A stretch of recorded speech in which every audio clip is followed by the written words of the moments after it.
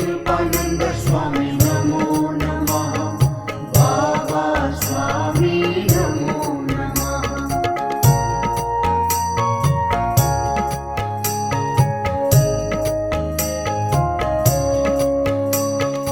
शिव कृपानंद स्वामी नमो नमः। करुणा सागर नमो नमः। शिव कृपानंद स्वामी नमो नमः। करुणा सागर नमो नमः। शिव कृपानंद स्वामी नमो नमः। करुणा सागर नमो नमः। शिव कृपानंद स्वामी नमो नमः। करुणा सागर नमो नमः।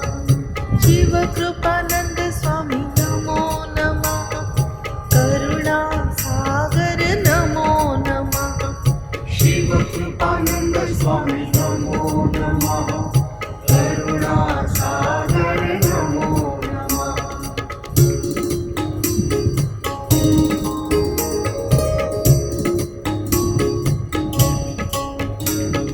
शिव कृपानंद स्वामी नमो नमः। दर्शन पावन नमो नमः। ओम अग्निर्ज्योति ज्योति अग्निः स्वाहा सूर्यो ज्योति ज्योति सूर्यः स्वाहा अग्निवर्चो ज्योति वर्चः स्वाहा सूर्यो वर्चो ज्योति वर्चः स्वाहा ज्योतिः सूर्यः सूर्यो ज्योति स्वाहा। ओम भूर्भुवस्सुः दीपस्य देवताय नमः। गन्धाक्षतपुष्पाणि समर्पयामि।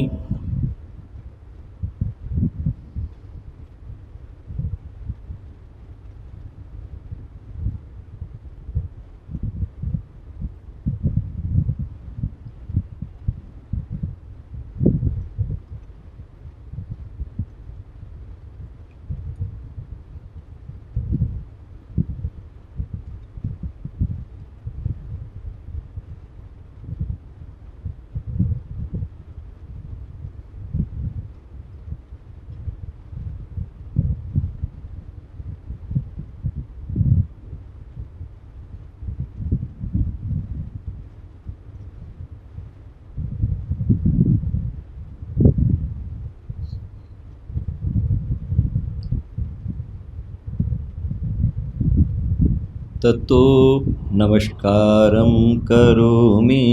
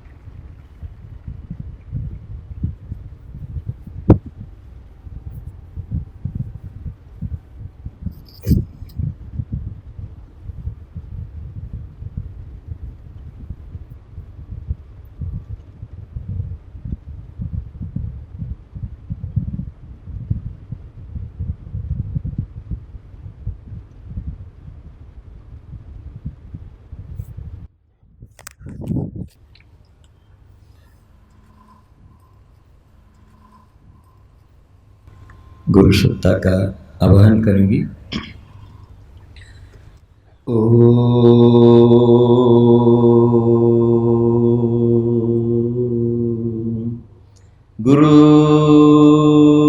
गुरुर्ब्रह्मा गुरुर्विष्णु गुरुर्देवो महेश्वरः गुरुर्साक्षात्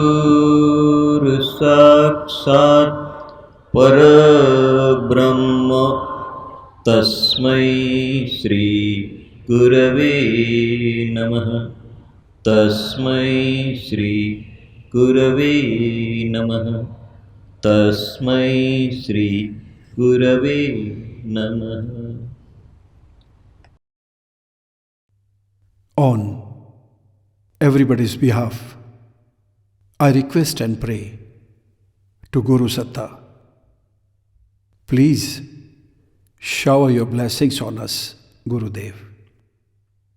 Please shower your blessings on us, Gurudev. Please shower your blessings on us, Gurudev.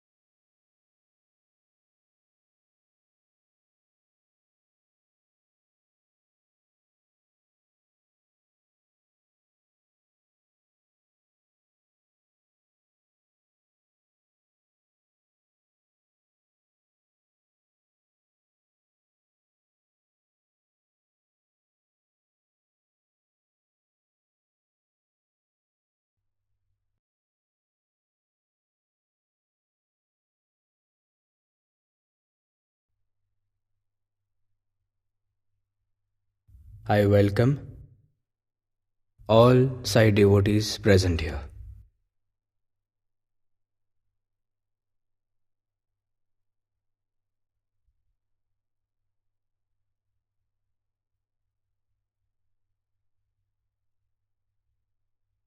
Tonight, I wish to start this program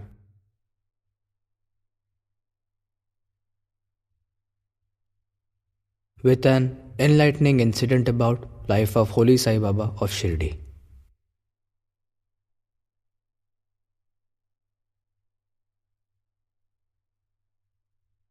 Each Sadguru has his own way of teaching.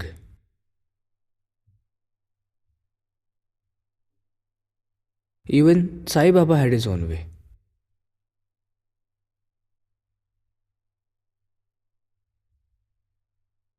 Whatever language the person would be speaking,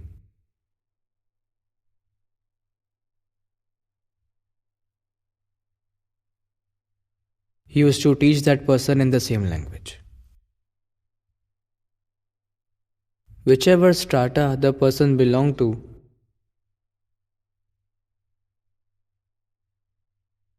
he would reach to his level of intellect.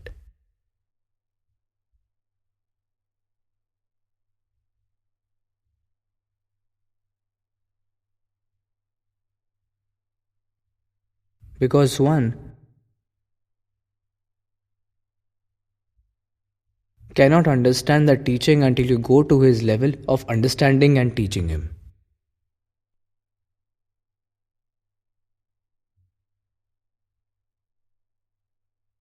Once there was a wealthy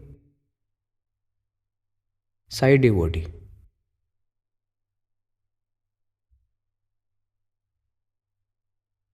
who had achieved everything in his entire life.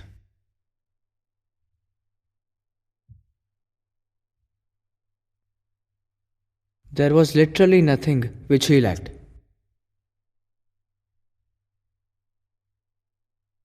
When a person has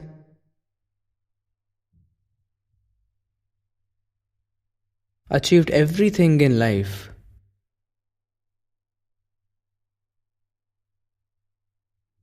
when the material wants are fulfilled,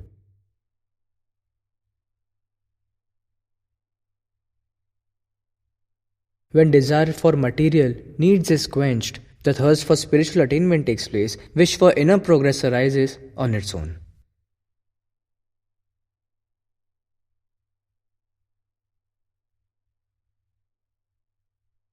Now this spiritual progress, internal progress, is not as easy to achieve as it seems to be.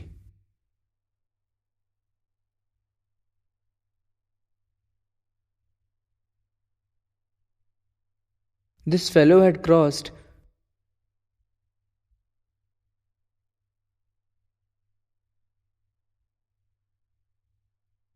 paths with some spiritually enlightened people.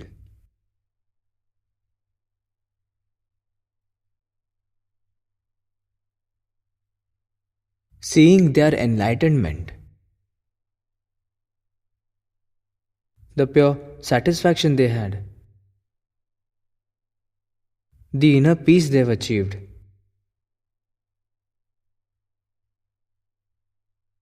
this man also had started alluring for the same.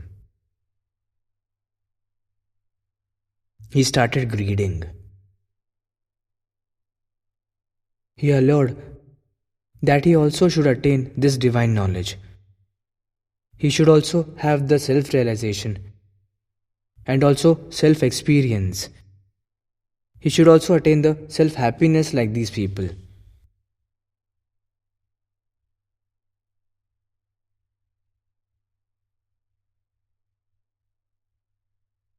Searching for self-realization desperately.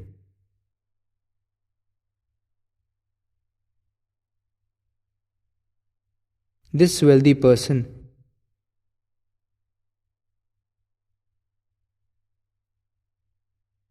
came to Dwarka Mai.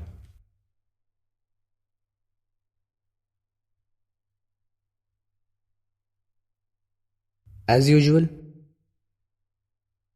like every day, routine chores were going on. Devotees were arriving and meeting. Many people who had problems used to visit. When they arrived, their faces were fallen. They were stressed. They were tensed. But as they took darshan of Shirdi Sai Baba, he narrated their problems to Baba, seeking answers. Baba used to solve them. And when the people returned from there,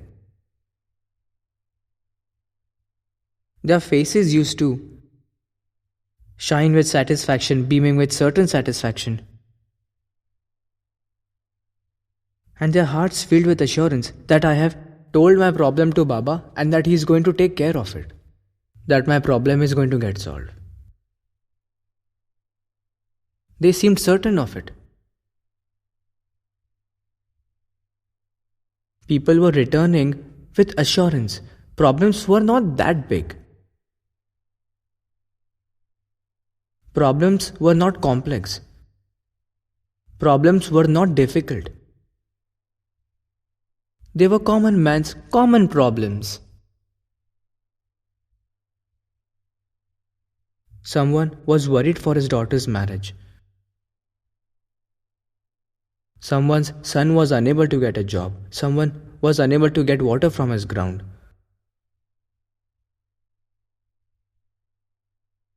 Someone was worried for his insufficient farm produce. Small little problems of everyday, day-to-day life.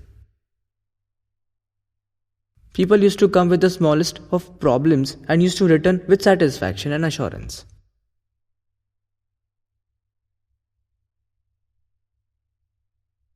And now, this wealthy person, this wealthy sadhak, wealthy devotee, went in front of Sai Baba, touched his feet by prostrating in front of him, and prayed, Baba, I am longing for divine knowledge. I want the divine knowledge. I am longing for self-realization, craving for self-realization.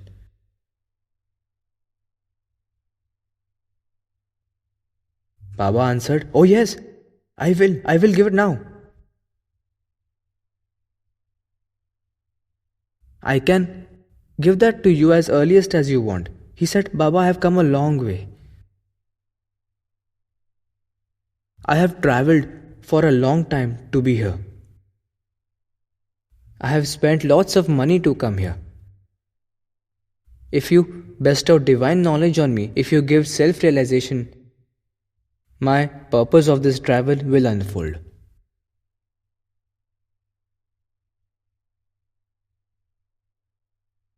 Baba praised him at first and said, "All the people that come to me, they come to me with all their materialistic wants. They come to me with day-to-day life problems. Nobody comes to seek divine knowledge, self-realization. You are unique. I will give that to you. Certainly I will. Because no one comes here seeking divine knowledge or self-realization." No, I am not saying about that time. Even today you go stand at a temple. You can ask the people who go in there that what are you here for? Not at that time, but even today, you will not meet anyone who is there for self-realization, who is there to achieve self-knowledge, who is there seeking salvation. No one is there when Shirdi is the gateway to salvation.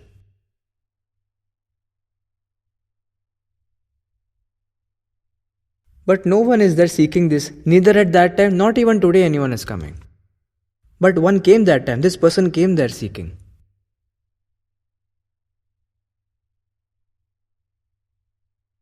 Then Baba, to see his eligibility and to teach him divine knowledge in a way he can understand, he devised a strategy. He created a way. He told him to collect some holy ash and that fire is unattended. Go collect some holy ash, meanwhile I will give you divine knowledge.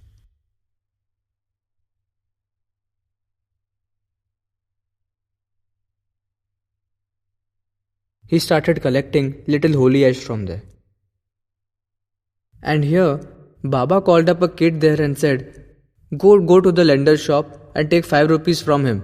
I am in need of 5 rupees.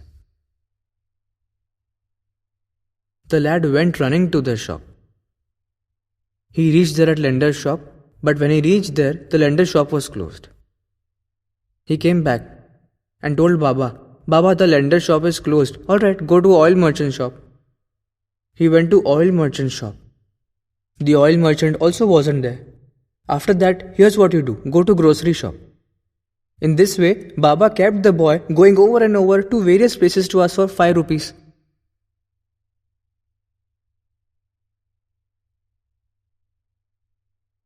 After that, Baba explained to that wealthy devotee that his interest lies in money, bundle of notes. You have 250 rupees in your wallet and I needed 5, but you didn't feel to give even 5 rupees to me. You are so engrossed in your money, how can you achieve the divine knowledge? The basic need for divine knowledge is abandonment. From these material pleasures, from wealth, from all money, there must be disaffection, and you absolutely lack this sense of abandonment. Secondly, there must be a longing. That's basic. When that longing is there, everything you actually long for will be with you automatically. So firstly, there should be a sense of longing that I need this divine knowledge. I want that self-knowledge. I want salvation. A strong willingness must be there. But sadly, you absolutely lack. Abandonment is also needed. Thirdly, you yourself don't have discipline in your body. You still are so greedy about things that you have gone through such difficulties, you have spent so much money, you came here yourself. Did I call you to come? You came yourself. There was no need to utter those words here. You are still full of that greed. Fourthly, to attain self-knowledge, you need to accept Sadguru as divine. Though Sadguru isn't divine, as I told you, divine cannot be in earthly body. But you have to accept Sadguru as divine. And why is that so? You accept him as divine or not, for him it does not make any difference. You accept him or don't really for him, it doesn't matter to him. But it will matter to you. If you accept Sadguru as divine, then your virtuosity, your receiving will become 100%. Your capacity to receive, your receptive power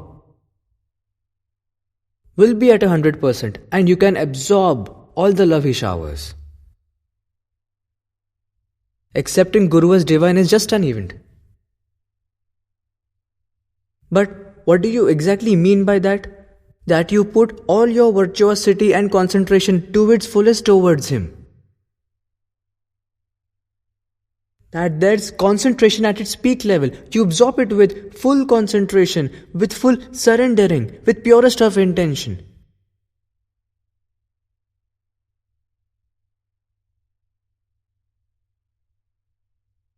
And until you don't do this, the divine knowledge cannot manifest in you. And you see, you don't have anything of this. So, receiving this divine knowledge seems very difficult. Secondly, this divine knowledge is gateway to salvation, a path to salvation.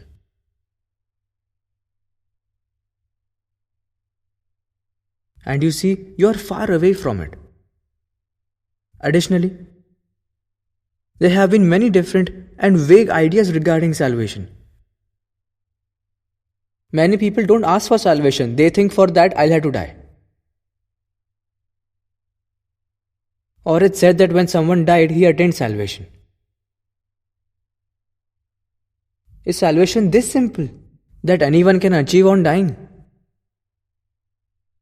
Keep this in mind forever, that salvation is the highest form of meditation and you have to achieve it when you're living only. Neither one has attained salvation on dying, nor will anyone.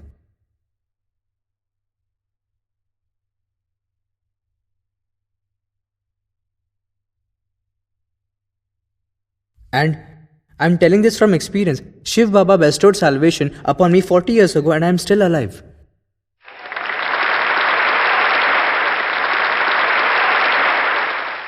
Means salvation doesn't mean death. Yes, dying while you're living is salvation.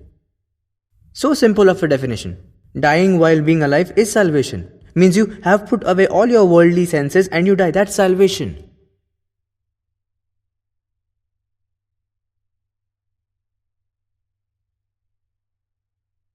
One has to achieve this stage only while you're alive.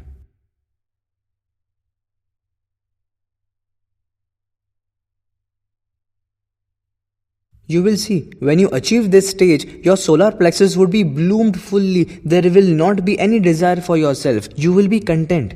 When your necessities are fulfilled before asking only, then there are no need for asking for anything.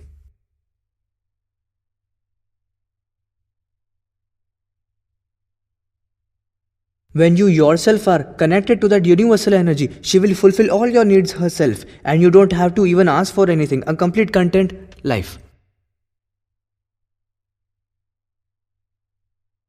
Secondly, your third eye chakra is also fully bloomed. You will not even think bad about anything. Leave aside doing. Then what is the purpose of life? There is no purpose other than society's service.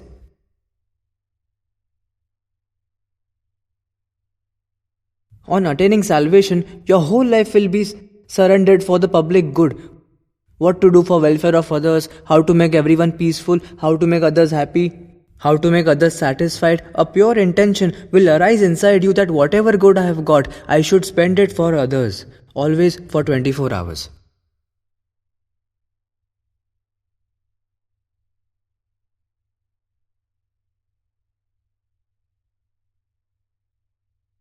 So salvation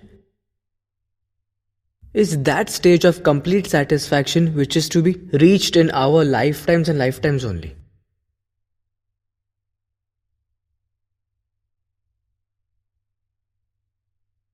And there is no second birth after you attain salvation.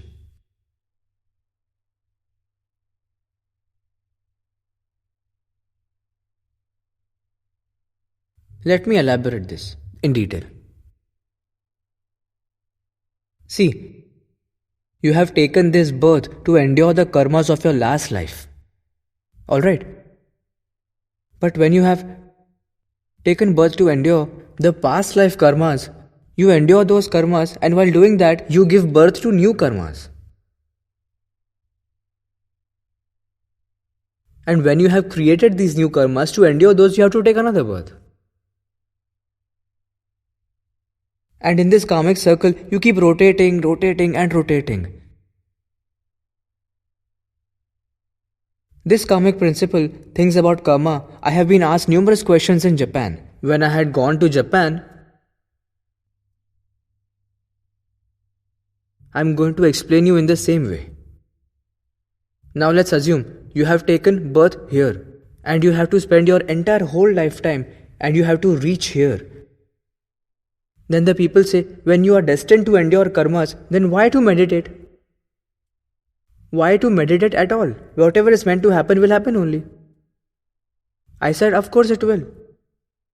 But if you meditate, what happens by meditating? By doing meditation, you will connect to collectivity of lakhs and thousands of other souls. And what would happen if you connect to collectivity of lakhs of pure souls?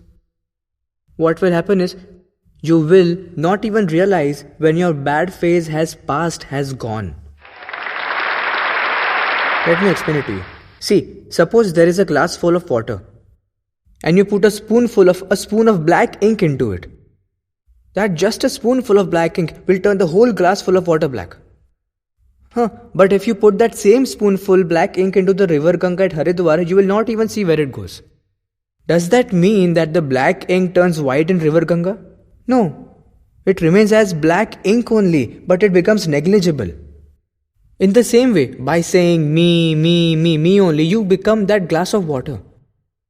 And when you endure your past life karmas, your entire whole life gets blemished. You endure difficulties, you endure suffering. But when you become that glass with Ganga's water, river's water, you do not even realize when you have endured and finished your karmas, you won't come to know. That's why I'm asking you to join collectively. Okay, let me tell you again. When you become a part of collectivity, you endure all your past deeds. There are two types of karma. One karma is what you did since your birth. Say if you are 40 years old, then whatever bad deeds you did till this point of time, those. Of course, affecting your body. And when you achieve self-knowledge, the Guru burns all those karmas, your deeds are burned through Guru, those karmas are burned through Guru, and after that you get self-knowledge. So this portion of your karmas is finished. Means your karmas of this birth are finished, and about the karmas of your past, you have to endure them. They are to be endured even after you attain self-knowledge. Okay, but when you will endure it, you yourself will not realize that they are done. Why? Because they were endured in collective. Endurance along with all, they were endured just like the drop in river Ganga. There will be pain, but you will not feel when that pain endured and when those were done.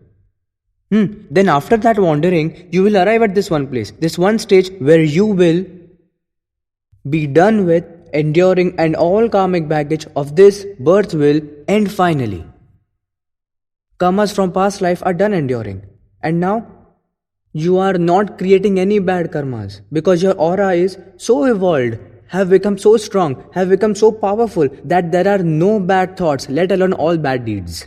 And when there will be no bad karmas for which you will have to get reborn again. Secondly, whatever good deeds you do, you will be dedicating those all deeds to collectivity. will be dedicating to Guru, then you will not be doing bad deeds, you will not be attaching good deeds to yourself, you will be attaining a zero state. In your lifetime you will achieve it, where you are retaining neither good deeds or bad ones. When you have no karma remaining attached to you, why will you be taking another birth? There is no reason, there is no cause for which you will be reborn. There is nothing, no need for rebirth. This state is called the state of salvation, when there is absolutely no karmic backlog or baggage remaining. No bad deeds are being done. You aren't getting attached to good deeds. Then there is no need. There is no reason for you to take birth again. The reason behind being reborn is your karmic baggage only. When karma becomes zero, then there is no next birth. Nothing's there, nothing ahead. Zero.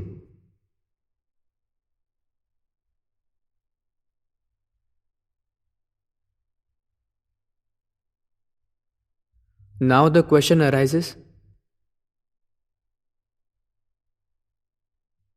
through a Sadguru, you can attain peace of your soul.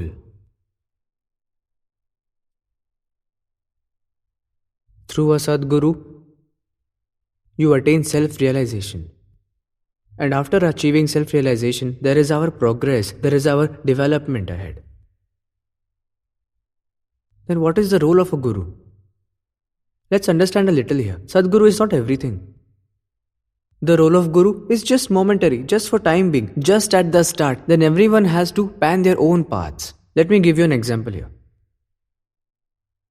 Just imagine, you have built a beautiful home on a very beautiful hill.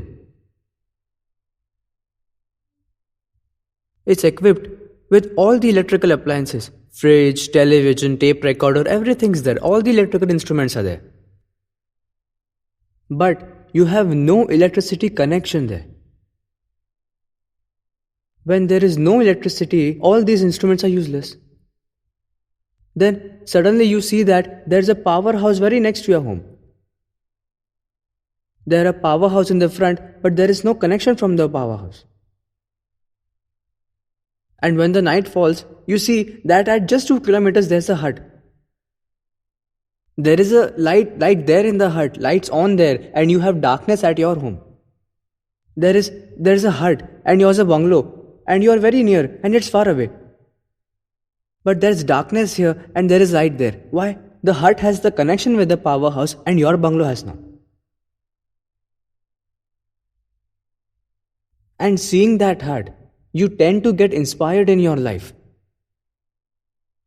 that I should also get a connection to that powerhouse. Then what do? You give an application to that powerhouse that I should also get light in my house, I should also get power connection from there. After that, an electrician comes from powerhouse and he connects a line from the post to your home, to your meter. And after that, he gives your home an electricity connection. And then that electrician goes away for some another work. Now, after this connection, you have to switch on the appliances yourself. May you then light a 10-watt bulb, 15-watt bulb, 30-watt bulb, 100-watt bulb, or big floodlights like these. Depends on you. And if you wish, keep the main switch off, don't on it at all. But electrician himself will not come and switch on your home lights. Electrician will not provide light to your home. You have to create light at your home yourself. Now, the role of a Sadguru is exactly like this electrician's role. Sadguru will just make your connection to the Supreme Being. After establishing that connection, how much spiritual advancement you want to make, how much spiritual progress you want to make, you want to attain salvation in this birth only, or you wish to do a journey of many reincarnations. This all depends on you, and Guru will do nothing for this. His role is just like the electrician. He will make the connection, else everything is your game. He will go on to make connection to some other bungalow. The Sadguru has only this much role. Sadguru will just connect you, and after that connection, you have to make your own progress. Sadguru will not even touch you after that. No, you cannot wholly depend on Sadguru. Try to understand first the role of Sadguru and the role you have to play. Powerhouse is Supreme Being. Bungalow stands for your body. Electrician is your Sadguru. He will connect you to Powerhouse. You will see that. You will experience that. And after that, the advancement ahead, the progress ahead, only you have to do yourself. Secondly, Sadguru is a highway. What is the use of highway? Highway is not some alley road. Highway is highway. After that, highway has these big huge lanes, beautiful atmosphere, clean environment, always beautiful, away from villages, away from the settlements. There is no heavy traffic there. Good wide roads are there, from which you get good pickup, good speed. Similarly, Sadguru is highway only. He will move you faster from here to there, just like an express highway. But however good is Sadguru, don't get attached to him, don't get stuck to him. However beautiful is highway, you can sit and party there? Not possible. Hey, see what a beautiful lake this is. Come on, let's stop our car and party here. Policeman will come and fine you heavy if you stand there. So stopping on highway is prohibited. Sticking to Sadguru is prohibited. Use your Sadguru as a highway and nothing else and move ahead. And as you must have seen, the highway doesn't reach to any home. Have you seen someone's home on the highway? That, hey, my home is just at highway. No, no one has. We use highways just to reach our desired city. And then using your small roads, small narrow alleys, we finally reach our home. Similarly in life, Sadguru also for a certain time will give you pickup, will give you speed and will reach you to a stage. Once, final journey of your life is yours and yours only. And hence, make your soul your Guru. Make your soul so pure, so much pious, make it so clean that he will hold your hand till the last moment of your life.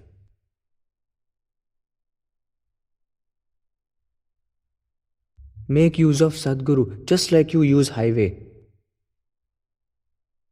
You have to do just this much. Once, a disciple from Singapore took me to have a lunch with him there. The speciality of that hotel was that it was managed by an ashram from India. There was no billing system in that restaurant. Whatever you feel you could pay. And you would get pure Indian veg food. And the service people there were also doing service. No paid waiters, nothing like that. And yes, we went there. Some disciples were also with us. We had a great meal. After having meal, one of the disciples went ahead to make donations,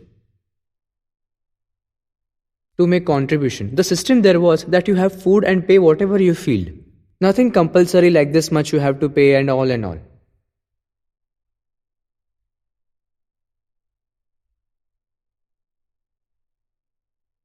As he went to give this donation, the manager sitting there asked him, "Who is this person? Who is this bearded person? Have you got him over here? Whom is he with?" The disciple said to him proudly, yes, that's me, he's with me. He thought that the manager is speaking out of respect. The manager started taunting him very badly. He said, "He is my Sadguru, a very simple man. He lives like a common man only. I have brought him here." That manager said, when you said my Sadguru is a simple man, it shows that you have stopped learning from him. Even if Sadguru is a common man or portrays himself to be one, don't ever make mistake of you considering him as common.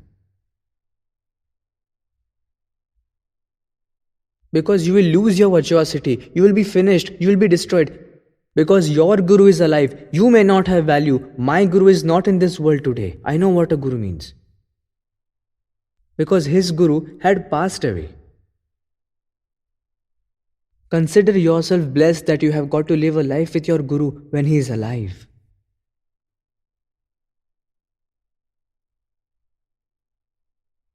I am not blessed to live a moment like this in my life.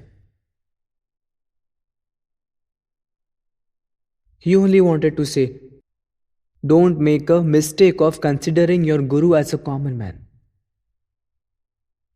He is not common, he is peerless. There is no one like him. Let me tell you how. As there is a mother who has given birth to your body.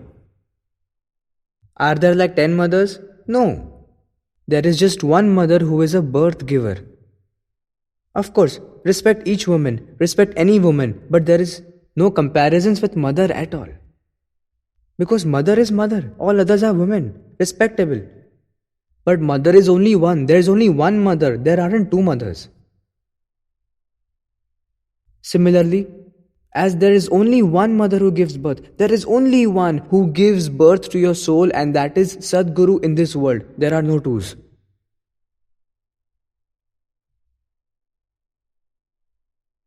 See, when there is just one soul, how can Guru be two? Just think. Sadguru is mother of soul. He has given birth to you. He has given birth to your soul. So, he is unique. How can there be two? He is unique.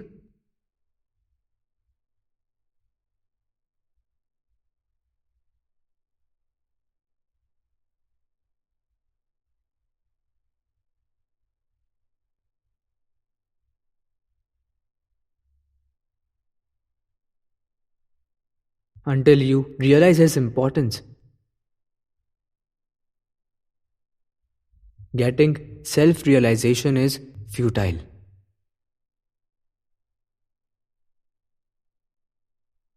My Guru has given me with some diamonds and have handed over works. Go in the society and hand each diamond over to each one of them with utmost honesty and come back. And I'm doing so. I'm giving diamonds to each one of them. My work is done when I hand a diamond over to you. You either preserve that diamond knowing its value and seek salvation, or you can throw it saying that it's just a glass. My work is done right there when I handed the diamond to you.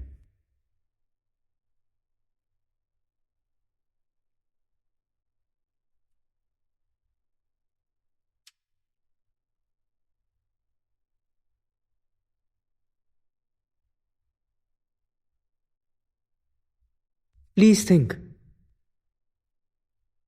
Who's there in this world who can make you introspect except Sadguru?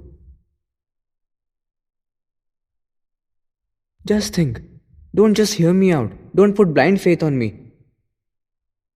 Strain your intellect. Who's there who can make you introspect except Sadguru? There is no one. Any other thing in this world will pull you towards the outside.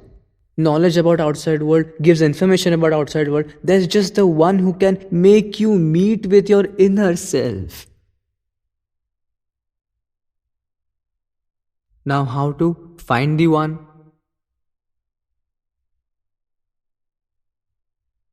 How to search for the one? If you're intellectual, if you're a foreigner, you don't know the way. You have no such Guru culture. It happens. In foreign countries, there is no Guru culture. This happened once.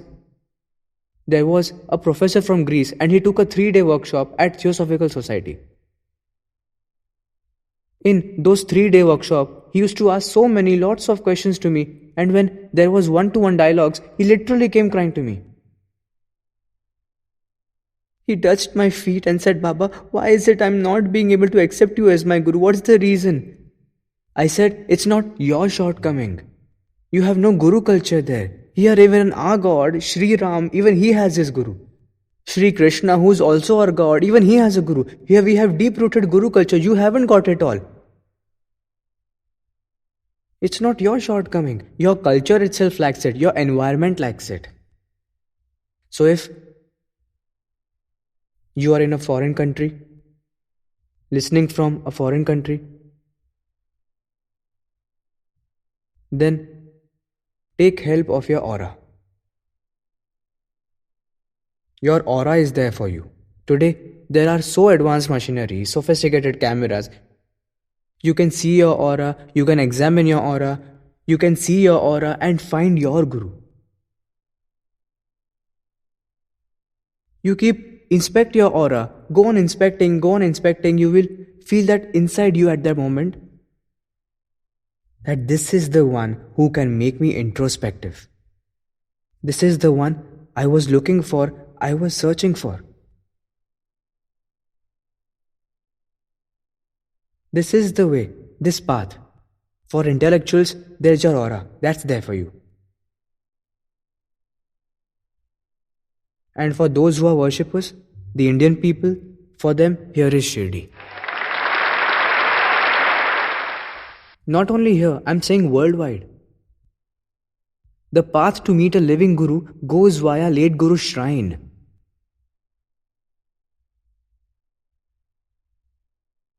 And I will talk about the only place, the place which has given me that experience. For me, it's only one place, Shirdi. That's it, nothing else. I ask everyone to go to Shirdi. Go Shirdi, surrender there completely to the Samadhi and ask Baba, ask for your self-realization. Ask for your salvation. And secondly, if you want to see where you stand, come to Shirdi alone. Don't come here with anyone's help. Generally, what do? You come here in groups when actually you're not even eligible to set foot at Shirdi. Even then you reach Shirdi. You see, if you want to examine yourself really, come here alone on that day. There's no need to tell anyone that I'm going to Shirdi. Come absolutely alone. Come with absolute devotion. Do not ask for any materialistic things. Do not ask for anything worldly. Ask for nothing. And come with utmost concentration. Stop. Sit here with a calm mind. And make just one prayer. That, O Sainath, please bestow me with soul peace. Bestow me with self-realization. Then you will see you crossing paths with a real living Guru.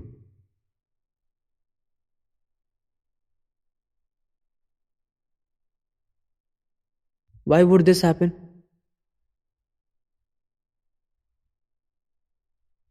This is because, suppose your son is pursuing higher studies in America. Then after that suddenly he finds himself in need of something or suddenly gets into some problem or trouble. He then calls you up, Daddy, I have gotten into a problem, I need some help. Now you're in India, he's there in America. How will you help him? Helping him is impossible. What will you do now? There's someone, a friend you know who lives nearby your son, you will call him. You will ask him, please help my son there. Why? Because he's there near your son. Your son is accessible to him and he can help your son. But as you are here, far away, you cannot help him there. Now just like this, if you go and pray to Sai Baba of Shirdi, he will not be able to give you self-realization. Why? Because he has taken Samadhi and self-realization is not possible without a living Guru. Then what will you do? You will not come to know, but in your entire lifetime, he will connect you to that one who is your destined living medium and he will thus be entering your life. Because now this is a complex problem. There are so many gurus around. How would you identify who is the one for you, who is my soul mother, who is the mother who will be giving birth to my soul?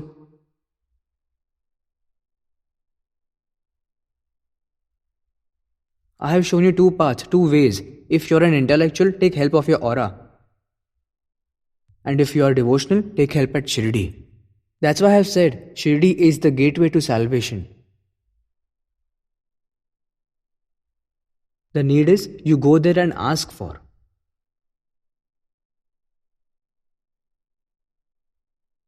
Secondly, if you are that much dumb that you do not learn even after repeated experiences, you come to Shirdi again and again, you always ask for some materialistic things, and after that, as you get them, you become happy and leave from there. You come once, twice, thrice, fourth time, fifth time, and you keep coming again and again.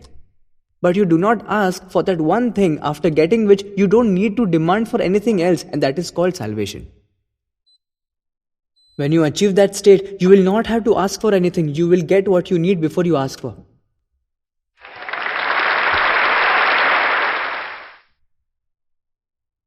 Just go and ask for this once.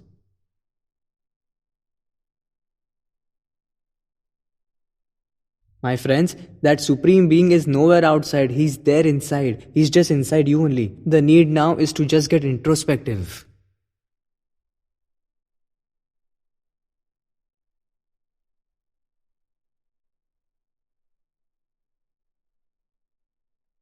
See, whenever you get a letter from Kolhapur, you see the stamp on envelope and come to know that it has arrived from Kolhapur.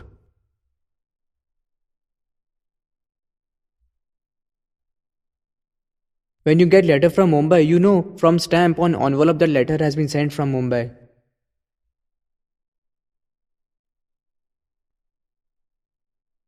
In the same way, Shiv Baba has put a stamp on me. After putting that stamp, all other gurus started to know automatically that from where this letter is originated. Whose medium is he, from whom he is coming, through whom he has reached here.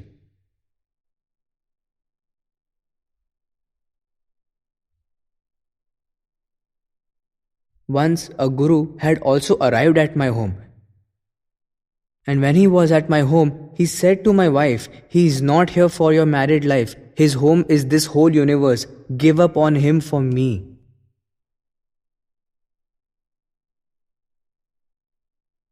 Secondly, these people are so influential. They have so much power in their words that you don't even dare to say no. You feel inside that whatever he's saying, each word is true, and whatever he's saying, he can absolutely do it. It will happen. It's definitely going to happen for sure.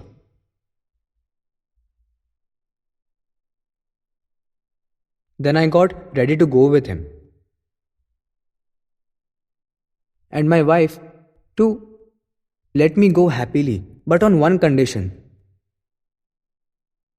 Since you are going with him, you go but promise to get full wisdom, else do not return at all. I can spend my whole life without you.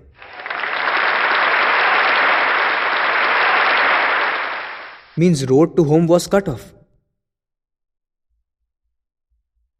Secondly, it was a superb decision that she allowed me to go happily. Even though she would be unhappy, I would have gone anyway, but then I wouldn't have returned. Many a times, our small decisions prove to be life-changing for us. After that, I left with him. He took me to Himalayas. We were both sitting on a river bank once. He was sitting there, I was sitting this side. And Gurudev said, "Millions of people will be craving just to see you. A day will come like this."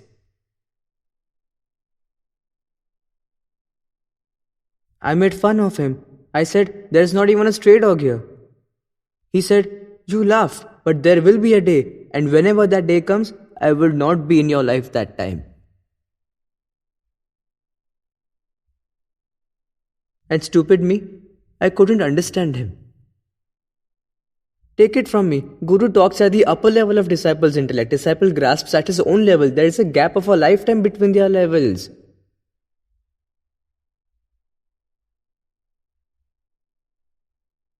Today his words have come true, but he isn't there in my life anymore. And my another thought was, why would he lie to me? It will happen, but probably he's talking about next life, but it will happen in this life itself. I had never thought.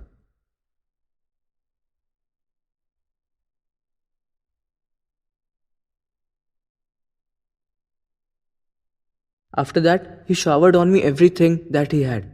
And when the time came to say goodbyes,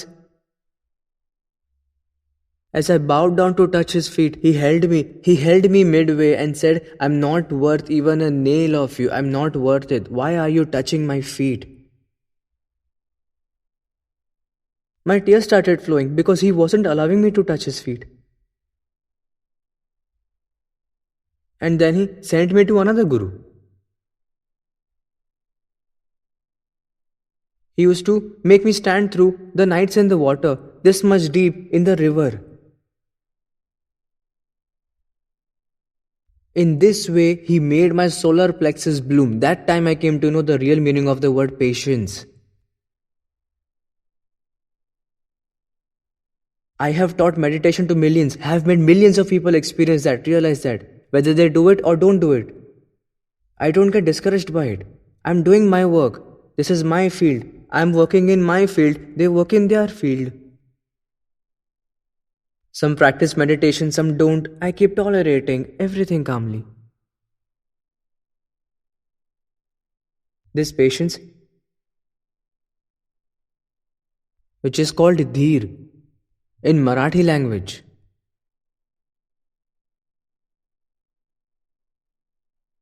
After that, whenever I used to return to society for 6 months, I used to be there and used to teach meditation and penance. When I used to feel that I am being egoistic, I used to return to the Himalayas.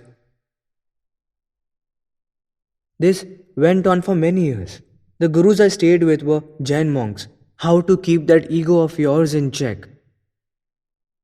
How to identify being egoistic. See, let me tell you this. Whatever deed you do, whatever work you do, when you do it, you will surely go at the right side. And if you go right side, surely the ego will start building up.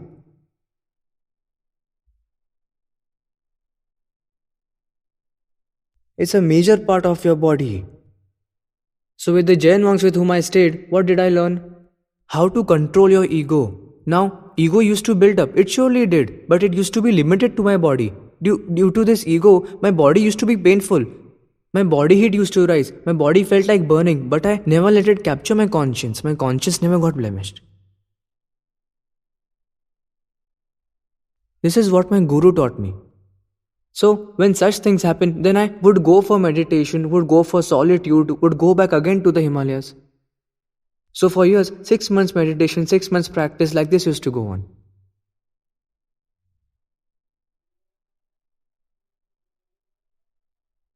But once, didn't know how it happened. All good, everything was going on very well. There, I took one of very big camps for Ramakrishna mission. Everything was very calm, very content life was going on. And at this time, I started getting restless that I have to leave this all and I would have to go to people. Just my mind wasn't there anymore. My family would ask me, "Where are you going?" I would say, "I don't know." "Has someone called you?" "No." There was this main priest of Ramakrishna mission. He too asked me, "Is someone calling you?" "No." "Where do you wish to go?" "Don't know." "Why I want to go?" "Don't know." He also felt something odd. He said, "Now that you have settled down here, then stay here, lad. Your own family is here. Your own people are here. Why do you want to leave?" I said, "I don't know, but I really don't wish to stay here. I must move to elsewhere." Then he asked, "Is this a God's calling?" I said, "Yes." Then he understood that he tried with all his might to stop me. Then he accepted that he is not going to stay.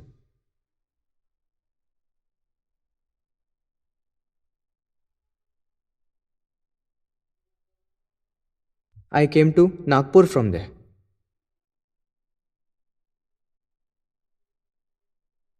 At Nagpur, there happened an immensely big incident of my life, which changed my life to the core, altered my whole life. And then I came to know the answer of why am I here. It was so, I was taking an 8-day camp. There was this very big hall, so very few people were there. That I said that why do we need a hall? Do one thing, all of you come and sit on the stage only. So all the people came on stage, I stood aside and camp went on. Really very few people were there. So big hall but small camp, very few people. In the morning, I used to meditate. Then I used to take camp. One morning, I was meditating in the morning, and Sai Baba of Shirdi manifested before me in the meditation. And he said, you need to make crown chakra of the manager of your camp bloom.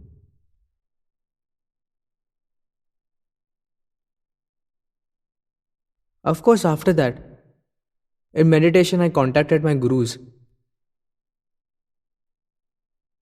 I said, Sai Baba of Shirdi wasn't even in my thoughts.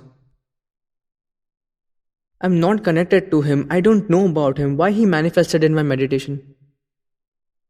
My guru said, he wants you to be the medium through which he wishes to do something for his devotees.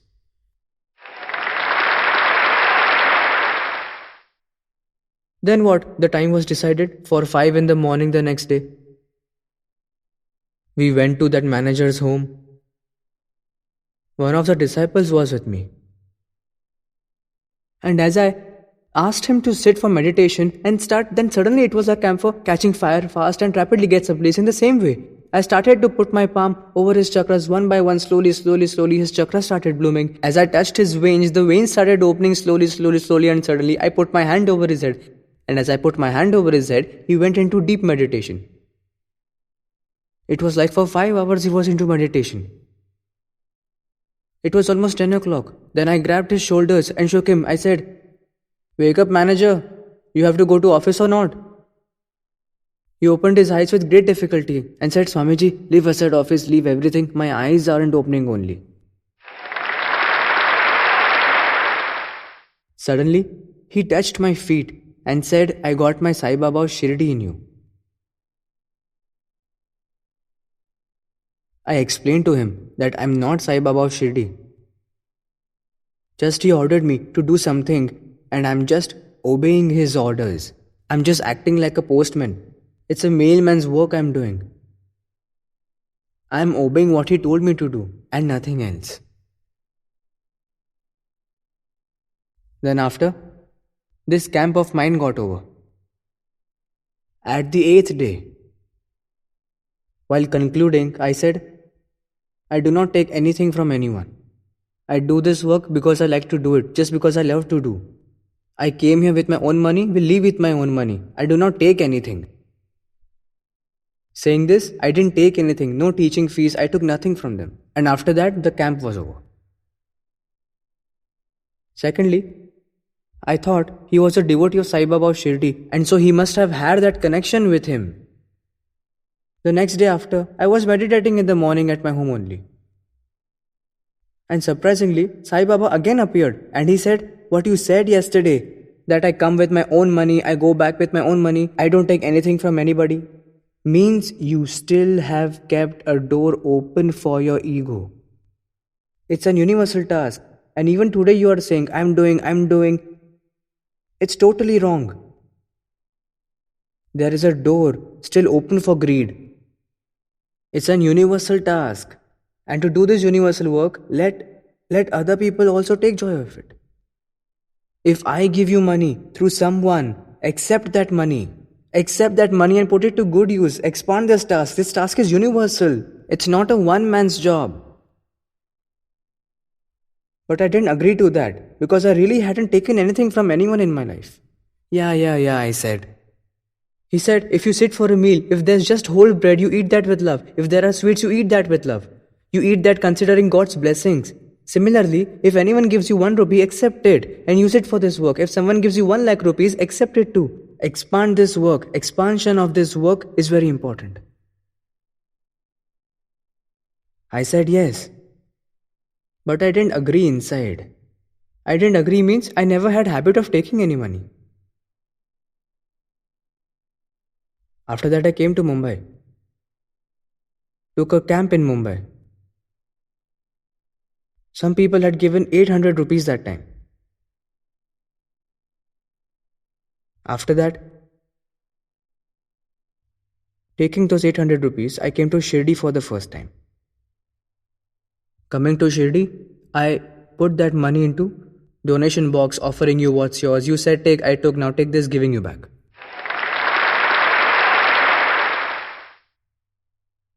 And secondly, that day you took me as a medium for your devotee. You used me. Today I am offering you my everything. Whatever you can put my body to use, make use of it. Saying this, I dedicated myself fully to him.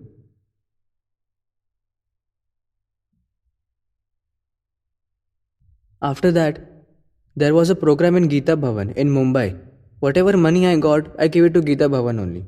A program was held at a school in Pune. Whatever money I got, I gave it to that school. And without taking any money, managing things somehow, I went back home. But I was never happy over here. I was never happy being in public. I never enjoyed here really. When you get habitual to being near around your gurus, then there is no pleasure in public. Suddenly I ran back. I rushed to the Himalayas. Told this to Guru. Told them about Sai Baba's incident. He said, your practice ends at this point. The door to Guru's elements are open. One Guru had made you his medium. Now you have to work in the society. Now don't live here doing meditation. No need to come here. Again I started crying. No, I don't want to go. I am not learning anything there. I have to teach everyone. He explained to me with such a beautiful example. When a mother makes bread at home, while making bread, she isn't thinking about son who's sitting in the shadow. She's worried that whether her bread will reach her son who is at the farm working. She's worried about him first. So, in this way, you be in any corner of the world, our thoughts will be with you for sure. Don't ever think that if you go far away, we will forget you. Nothing like that. And that I experience even today. I keep observing that whether I have my conscience or no, otherwise I would run back over there. But they got to know that if he would not be tied to a peg, he will be running back here again and again. And we have taken so much efforts on him. Now if he only returns, then who's there to perform the sacred work? Who will teach the world about the sense of dedication? How will this reach to common people? So keeping him in there is absolutely necessary. So when I returned back again, first things first, I went to Navsari. And after going Navsari, the setup got built in such a way I couldn't get back to Himalayas ever again, never ever. Means I am that soldier who never returned home from the border. Secondly, a debate emerged at my home. The debate was, my wife was absolutely against taking money from anyone. She said, there is no need to take money. I am giving you 500 rupees each month. Do work using those 500 rupees. I do not need this work expansion and going universal. Don't need such. Enough. Keep doing your work here. Do as much as you can manage in these 500 rupees. I used to argue vehemently that it's been told by Sai Baba of Shirdi. He has told so. She said, even if he told, we don't need to. We don't want to expand work. I don't want anything else. Nothing doing. I am giving you this 500 rupees. Do as much as you can in these 500 rupees. Then be at home. And really for 3 months, we kept arguing over this topic only. Finally, after 3 months, I persuaded my wife. Let's do one thing.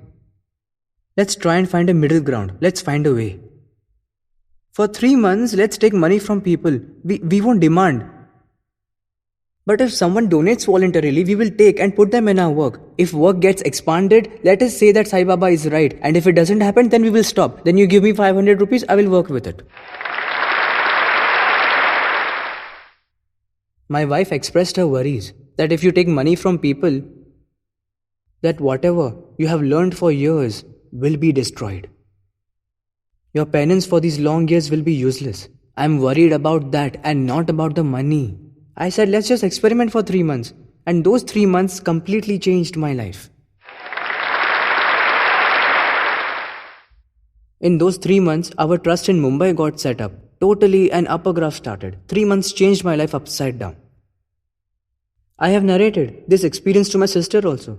I told her that I had an experience with Sai Baba of Shirdi. If this is all just an imagination, leave it. And if it would come true, my life from today will change. Will be at a good shift. I'm saying this truthfully. Any saint, any Sadguru, any great soul any holy soul, any pure soul, for his necessity, for his need, comes and stays at your home, and you invite any saint, there is a huge difference there. Really, I'm telling you from my experience. That day, he used me as a medium for that program manager. But after that, when I totally dedicated myself to him, that joy was really, really different.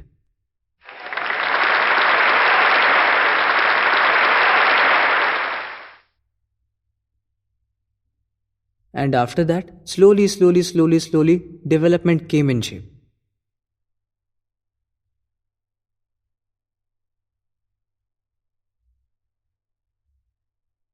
The need is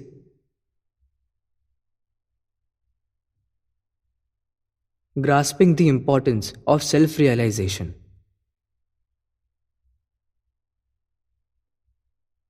Need is to understand what is self-actualization.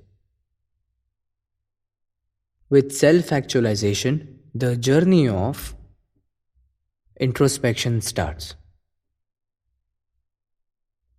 And secondly, see, if you are destined to get it from me, your search will come to an end, your wandering will come to an end, your finding will stop, and the journey towards introspection will start. This is the signal, I'm telling you so. And if doesn't happen, then search for that medium of the Supreme Being will take you to the journey of introspection. You, by any path,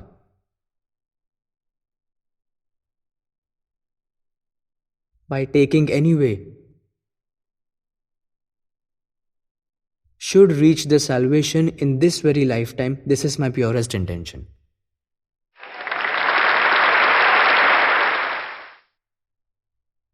The concept of Guru may be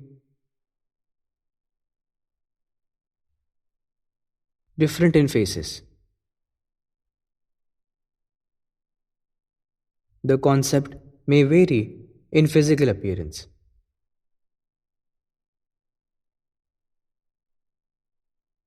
But that essence of Guru is one, the same.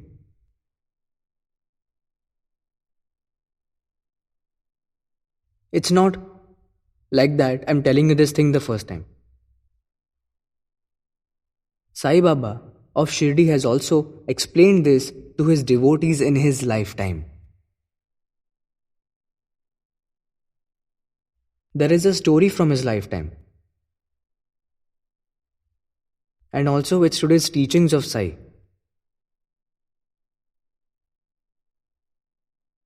It says Sadguru may have different bodies.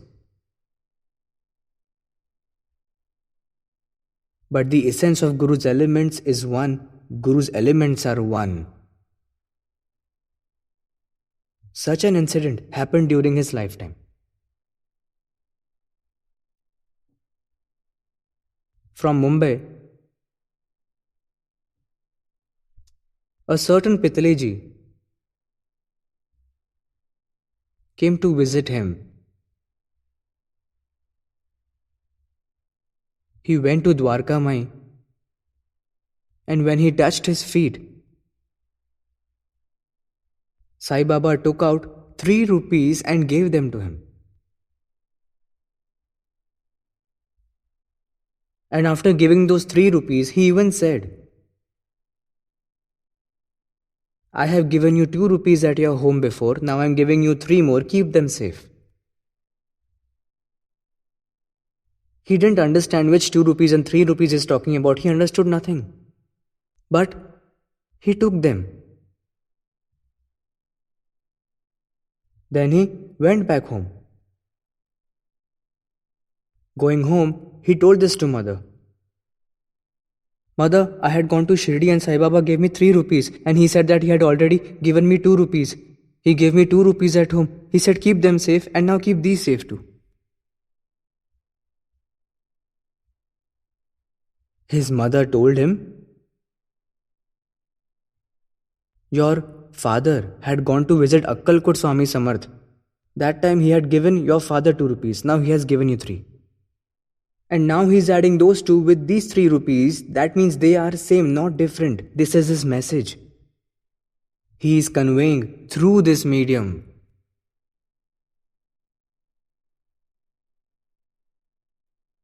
Guru might look very different. His places might be different. Work might be different. Timeline would be different.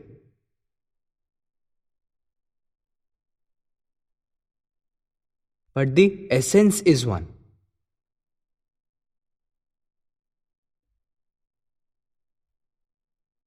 You will be surprised.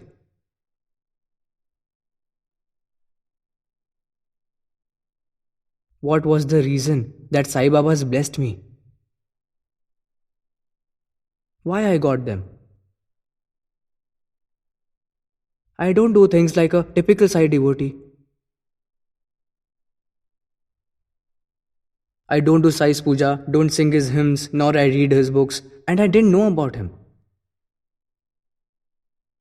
I really didn't know about this. I didn't even know about Shirdi.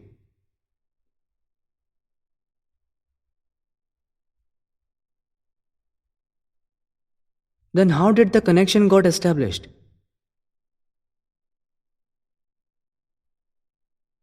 It's just like that. Just imagine that you are a father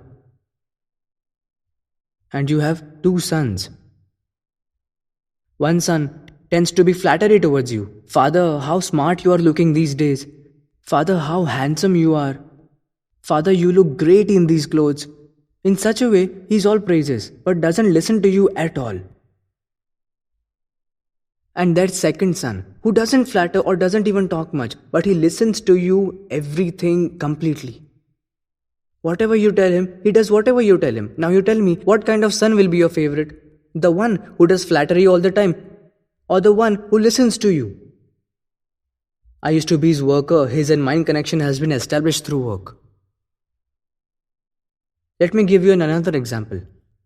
Just imagine that there is a blind businessman there in Maharashtra. And this blind businessman, when he falls on the deathbed, during his final days, he prepares a will that after my death, whoever comes to Maharashtra and undertakes a task of helping blind people will get all my wealth. Which conditions? There are 2. First, work should be done at Maharashtra because he likes Maharashtra. He loves Maharashtra. Second, he cares about blind people. And so it's said, whoever comes to Maharashtra and works for blind people, he would get all of my wealth. And one person who is already working for blind people, he's already working for blind people, and while doing this work in his usual own course, he comes to Maharashtra. And the moment he enters Maharashtra, both conditions by the wealthy businessman gets fulfilled, working for blind people and doing that work in Maharashtra. And he gets all the wealth of that blind businessman. Those 2 are never related to each other. Even their lifetime spans doesn't matter. Maybe one is 200 years ago, other is 200 years after. But as he is fulfilling both the conditions, automatically he gets all of others' wealth. In the same way, I was doing Sai Baba's work for years already. While doing that work, I came to Maharashtra. I got his blessings and he blessed me. With this experience, I'm telling you, just you stick to his work. He will come slowly following you. I'm telling my personal experience to you. What was his task? To undertake secularism, that he undertook that task. The awakening of humanity in humans was his task. To unite all the people in the world together. To tell you the truth, meditation is the only ritual that connects humans with fellow humans. It gets people closer. Caste, religion, language, color, country, every order is set aside and people are united. There are millions of disciples. Anyone can inquire. No one will ask what is your caste, what is your religion, which country you belong to. You're a disciple that finishes everything. Nothing else matters.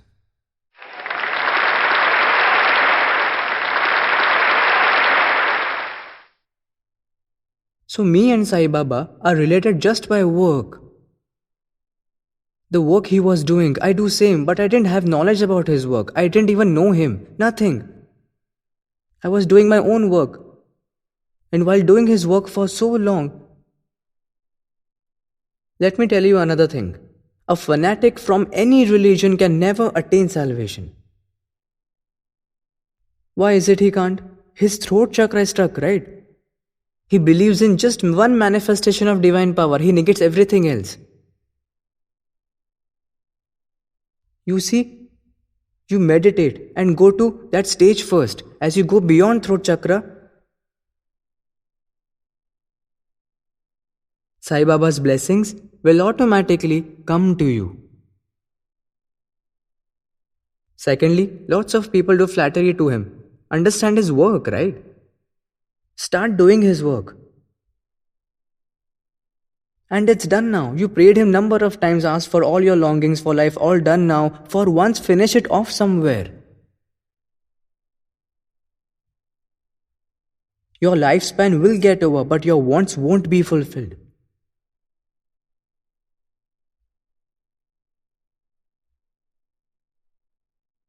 That's why understand his work. I give this example many times. That as a milkman pulls and tries to take cow away, but she doesn't budge, then what does the milkman do? He lets go of that rope and takes the calf in his arms of the cow and starts walking ahead, and cow automatically follows him behind. You just start following Sai Baba's work and he will be following behind you. No need to go behind Sai Baba. Just understand his works. He will be standing behind. For each moment you will sense that he is with you, he is beside you. We all can see him at the place of our third eye we will experience. But it needs that maturity, that purity, that sanctity should be grown from inside you.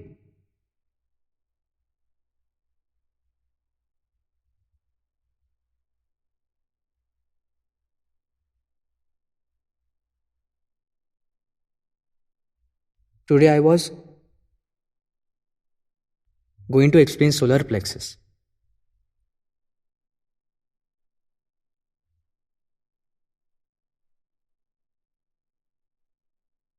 I completely forgot. Solar plexus is related to your satisfaction.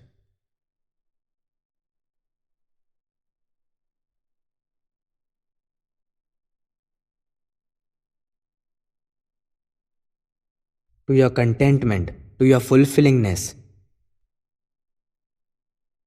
But I am against damaging solar plexus by indulging all your mind in that. Let me tell you how. See, I want to buy a car, You're thinking of this for 2 years. But you are not able to buy a car. What will happen then? An unsatisfaction will arise inside you. And in next 2 years, accumulating this unsatisfaction, it will become your nature. After 2 years, you may even buy a Maruti car. You will be thinking that no, it's too small, I need a bigger one. You may buy big one, you will think I want bigger, more bigger I want.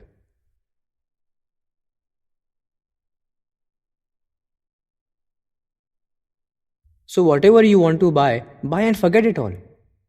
Don't keep indulging in it. Don't think about it. I want it, I ought to get this. The more you keep thinking like that, your solar plexus will be more blocked. The more your solar plexus is blocked, the more adverse effects it is going to take on that.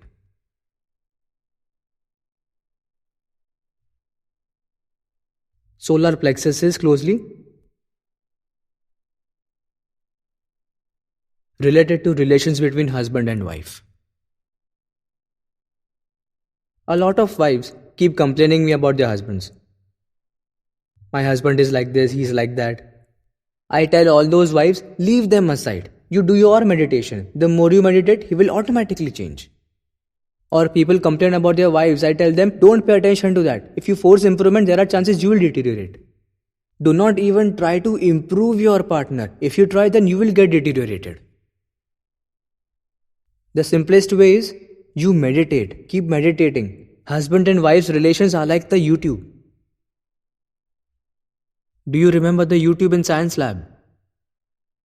If you put 100 ml water in one, 50 ml water flows in the other tube. Very similarly, husband and wife relations are like the YouTube. If one gets improved, the state of another automatically gets improved. Don't force improvement on the other. Improve yourself. The other will also improve. How? I will explain to you with 2 examples.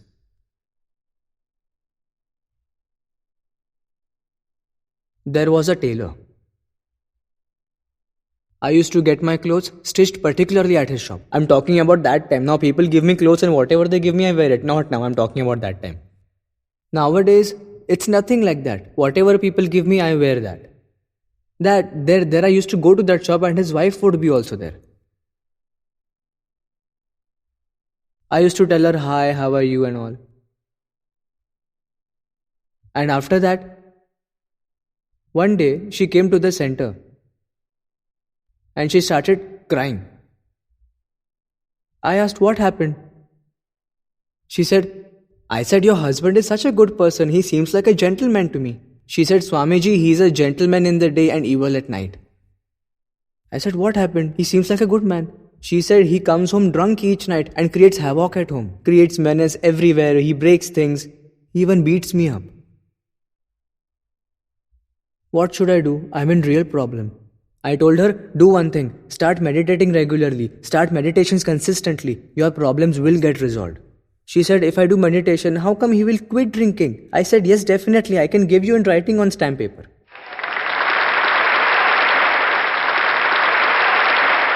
She started coming to center regularly, started meditations regularly. For 45 days, she did penance regularly, did the complete ritual. On completion of the course, she was still crying. I asked what happened. Swamiji, he still drinks full bottle. He hasn't even reduced it. He drinks a full bottle of liquor. And I am meditating regularly. I said, you are meditating here, but your conscience is still with your husband, isn't it? Now tell me, if you keep pouring bottles of perfumes on your body, but your nose is still immersed in sewer, you will have bad odor or good odor? She said, of course bad odor. I asked her why. Because my nose, which is immersed deep in sewer, that's why. Exactly the same way, by meditating for 45 days, you are taking good vibrations on you. But where is your conscience? Where is your attention? With your alcoholic husband. Until you get your conscience away from him, he will not quit his alcohol. She understood that. She diverted her conscience from her husband and she started doing penance, started meditating. Now it happened one day, her husband came to drop her on his scooter. He used to drop her and sit on the scooter outside smoking cigarettes. One fine day, there was flood suddenly. There was nowhere to go. So he came inside in the center. Everyone was doing meditation. He also sat in the backside and started meditating.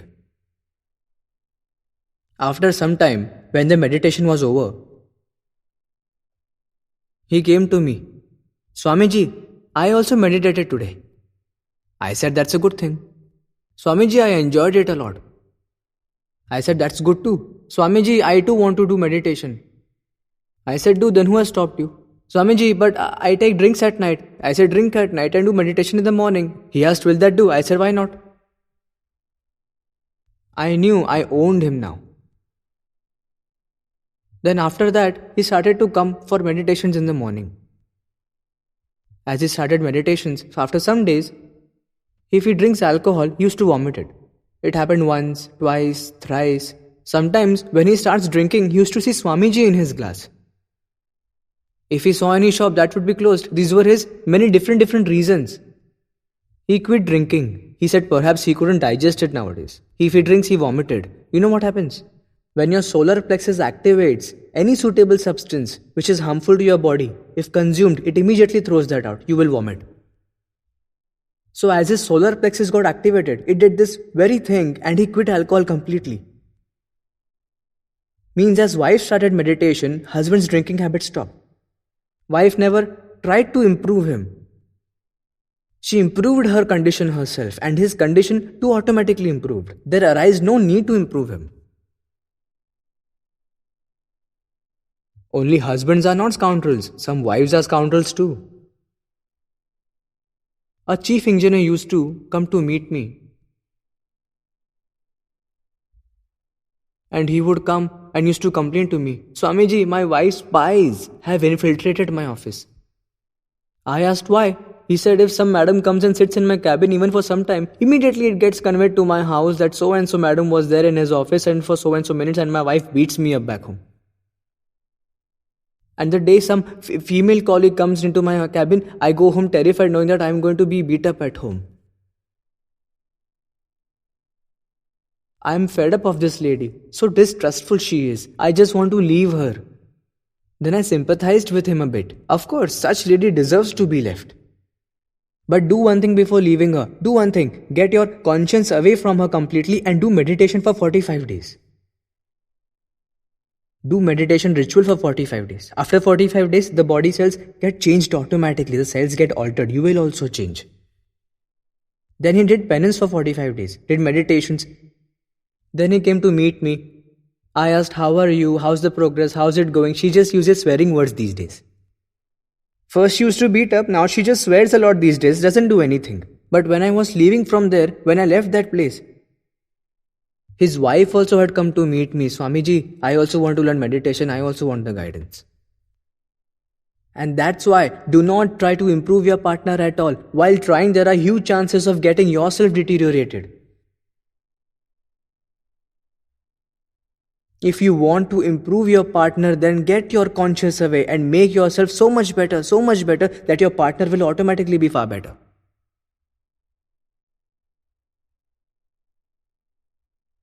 Speaking of solar plexus, many times I quarrel with my gurus. I argue a lot. One day I had an argument with them. I said to all my gurus, whatever the teachings, the knowledge you have given me without altering even a single letter as it is, I am teaching people at large. Am I giving or not? He said, yes, you are. Then the progress I am achieving, why my disciples are not able to achieve? Whether I am not delivering it correctly, then tell me so that I am wrong. And if I am delivering it correctly and I am not doing it wrong, then tell me why my disciples are not making such progress. My disciples need to make progress in the same way I did.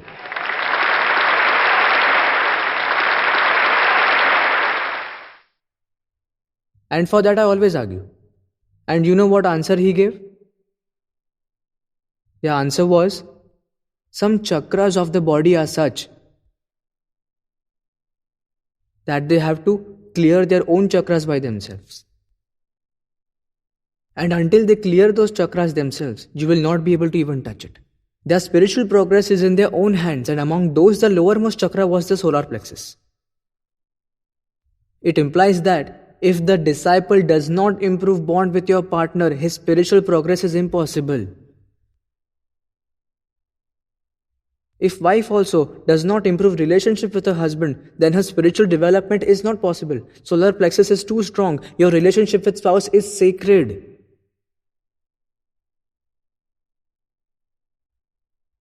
Your spiritual development upon how your relations are with your wife, whether she is happy with you or unhappy.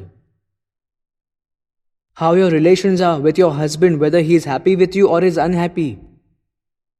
Your spiritual development is dependent on this secret, this mystery. My gurus have taught me. Now, how the relations your disciples have with their wives, what can you do about it? Only he has to correct it, right? How the relations are between your disciple and her husband, that only she has to work upon it. What can you do about it? This is just not your area. Don't be sad about this part. You cannot do anything there.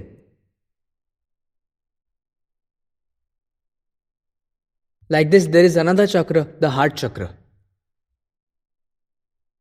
The heart chakra is related to your mother and father. How happy your mother, father are with you, how content they are. Your entire spiritual progress depends on this. Spiritual progress depends on this too, whether your mother and father is happy with you or not. If they are alive, try to make them happy always. Try to make them content. If they are not, pray for them. Say prayers for them. Whatever mistakes you have made in your lifetime, apologize for them. Say sorry for them. Mother and father are manifestations of divine energy. They are able to pardon for every mistake of you. How your relations are with your mother and father, your heart chakra depends on it. Heart chakra will get affected. And secondly, these are not stories or anecdotes. These are real experiences of my real life. When I chose this spiritual path, my mother took it as a shock and completely and passed away. And I had not so good relationships with my father. Not so good means he didn't like that I chose this path. Firstly, he persuaded, then he swayed. After that, when I used to teach some tribal people, that time my dad used to taunt me, these jungly people don't know a thing and whatever you keep saying, these dumps sit and hear what you say. After that, I would go to England, I would go to France, I would go to Germany. Then slowly, after seeing this, he started changing, his attitude changed. He said, there is something in you definitely that you are invited to such countries, but I'm not able to understand what is that precisely in you.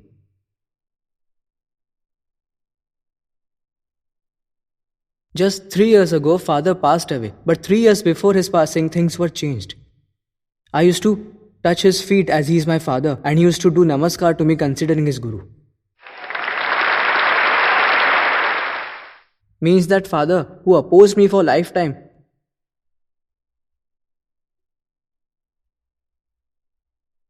had achieved this at sunset of his life. He achieved that level. He said, you bow down to me because I'm father. I'm bowing down seeing you as my guru. I haven't understood what you are not. I don't know. But there is something that is beyond my understanding, beyond my knowledge. But I now know that people won't invite you without any reason. There is something in you. Whatever that's in you, it's unique. Many a times, it happens. Many times incidents would happen, like not many kids today know how to fly a kite. Then he would call me, hey, he knew I was fond of kite flying in early days. He used to say, these kids don't even know how to fly, come and show them a little bit. I went there and was showing them how to fly the kite. I was teaching when elders were like, this weird old man's flying kite. Then my father asked me, he who is flying kites is my real son? Or he who teaches to 2 lakhs of people in his camps is my real son? I said, this kite flying man is your son. The one who preaches is some other person. He is a medium of someone else. This is your son. He who is flying kites is your son. I mean to say, when there was a change in my father, when my father changed inwardly, then there has been spiritual progress, spiritual awakening occurred. In your case too, until you develop good relations with your mother and father, until your mother-father is happy with you, until you make them content, spiritual progress cannot happen in your case too. And third is the throat chakra. Throat chakra is the place of success. How your own relations are with your brothers, how your own relations are with your sisters, on this your spiritual progress is indeed dependent upon.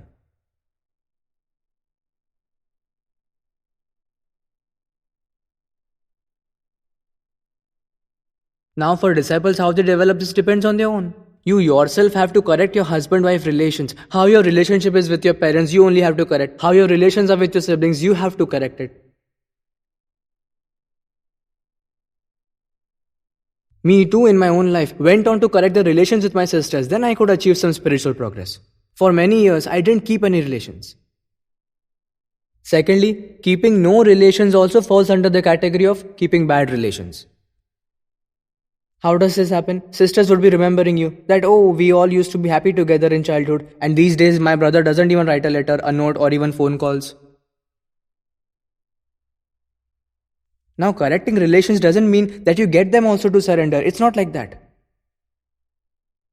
The path they wanted to take it, the way they were interested to walk on, I just supported them in doing so, helped them. And my relations with them automatically got better.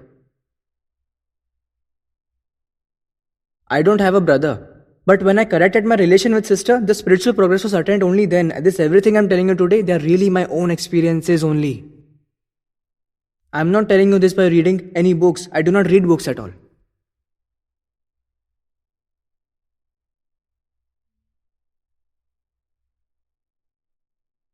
Then my guru said, until the disciples do not correct these relationships themselves, you cannot do anything. You cannot do anything about it. Yes, you should tell them that you correct your relationship, then only you would achieve spiritual progress. The next day on Guru Purnima, I started telling this to all.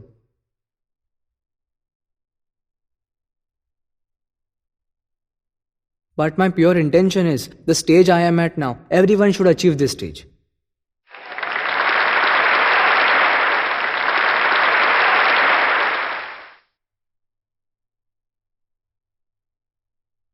But these efforts, this pursuing, you have to do it yourself. Secondly, to attain spiritual awakening, our Indian culture has offered many such mediums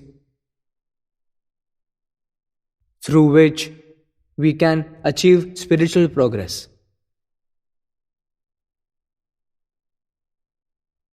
But we have drifted far away from those paths. The way we have to adopt them, we are not adopting. One such way is worshipping. Just ask your father and grandfathers. In old times, the head of the family would perform worship. The main person of the family, he used to do this ritual. But nowadays, this head of the family, he has no time, he's busy.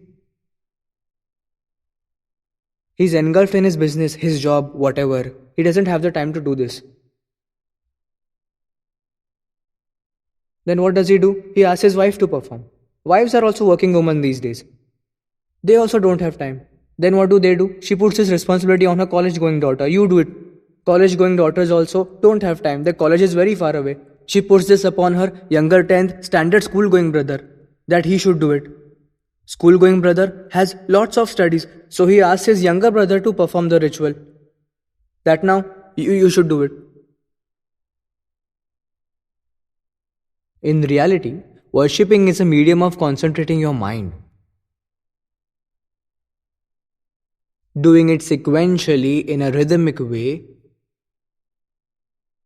wearing yellow silk clothes,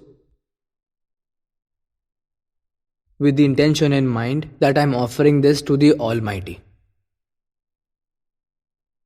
Then making the sandal paste. And making the sandal paste with a pure intention that I am offering this to Almighty.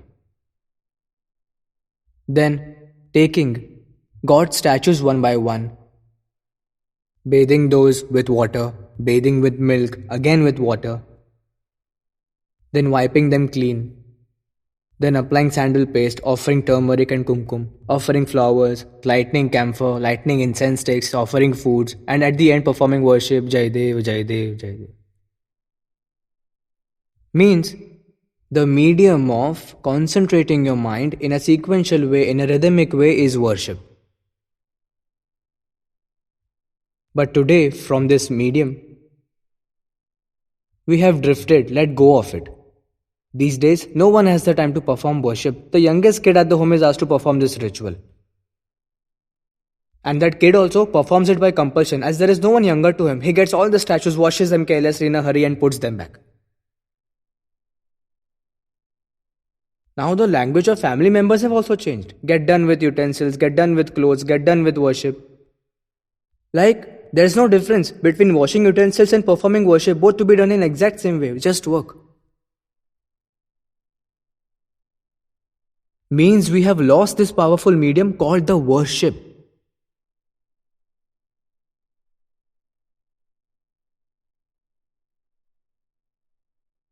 Second medium was temples. Going to the temple and with all your heart and getting connected to the God statue.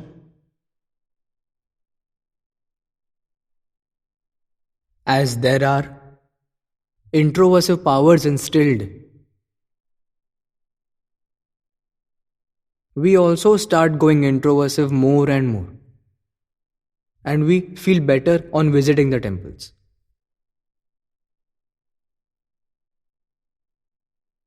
But we have lost this medium too. We do not go to temples for concentration or to calm our minds. We go there to demand.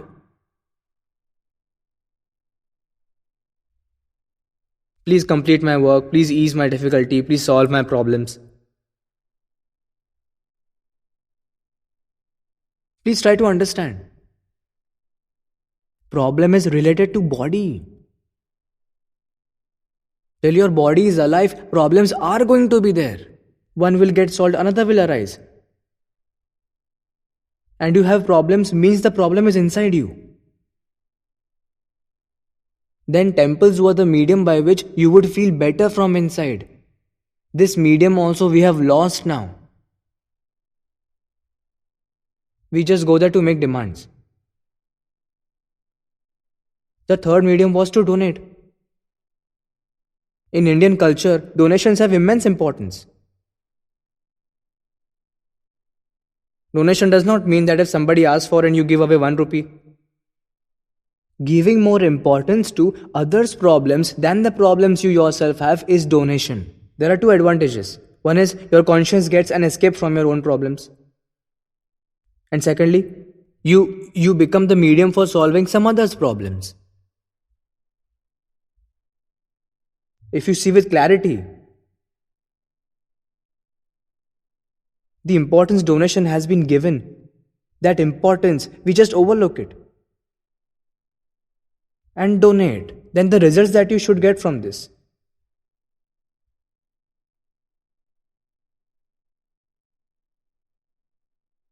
The effects you should feel, you do not get them in life.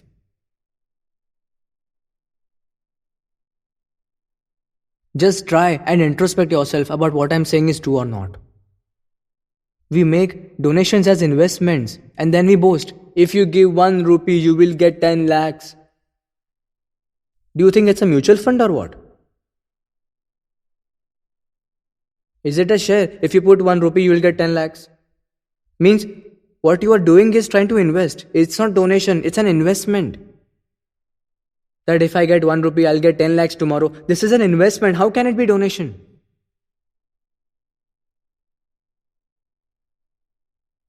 We have lost this medium called donation also. Secondly, if you help me to get my wish completed, I will offer you so and so. It's bribing. You people haven't spared even gods. For at least this one place, you have fallen so much that you haven't spared this place too. You have turned temples also a place for bribing. That if you make this wish come true, I will offer you so and so, will give you money, will make donation and so and so. So, donation is not an investment. Donation is not a bribe.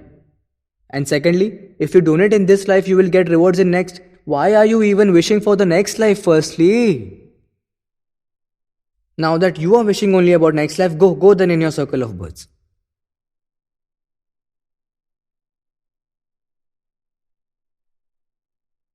Why to think about the next birth?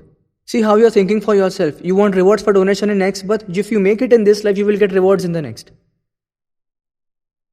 Fourthly, people donate to reduce the load of sins. You see, many saints have preached. You have made so and so sin, make a donation of 1 lakh, you will be free from that. You did this sin, donate 10 lakhs, you will be free from it. Is it a book of accounts at a trader that you increase and reduce? You have to endure for whatever sins you have committed. Nothing is going to reduce it. You think some money will reduce your sins?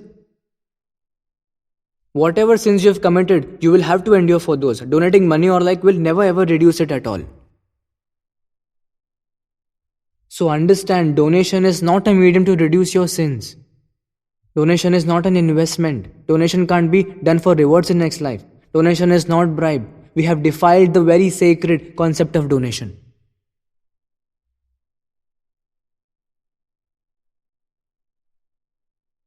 Donation is performed only and only to make your soul content.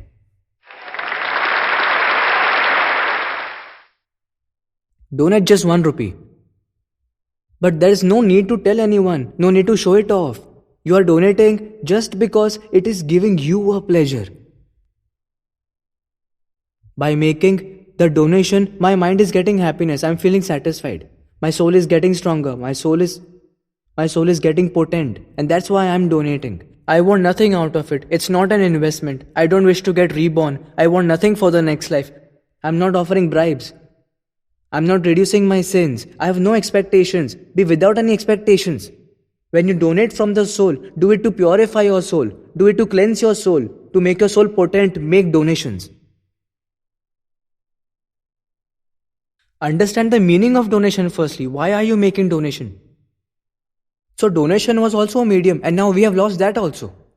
Now tell me, we lost the worship, we lost temples, we lost donation. What remains then? Now there remains just one and only way, and that is meditation. Please do not defile this. There is no other way left, no other way left. Just one path remains, meditation. Do not meditate with expectations. You have blemished every other medium. You have defiled every other medium. You have made them impure, have made them unholy. Do not defile this one. Do not keep expectations while meditating. That if I meditate, I will get this. You're going to get nothing. Your soul will strengthen. It will be powerful. It will be strong. That's it. Meditate for this. Meditate to make your soul happy. What else is needed? I did not come on this path with any expectations, but I have come at this stage in my life where there remained nothing that I should long for, and this stage must be achieved by you.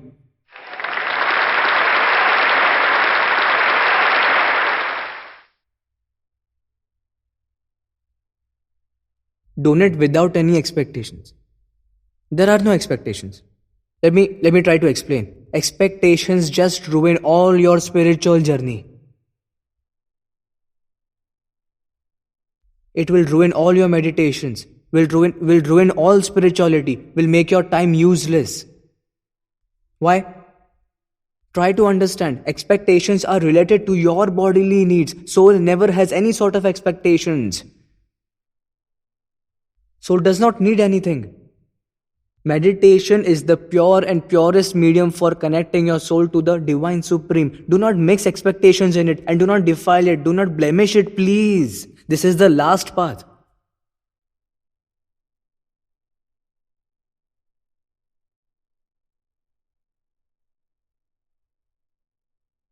Do meditation only because it gives your soul pleasure. You feel better.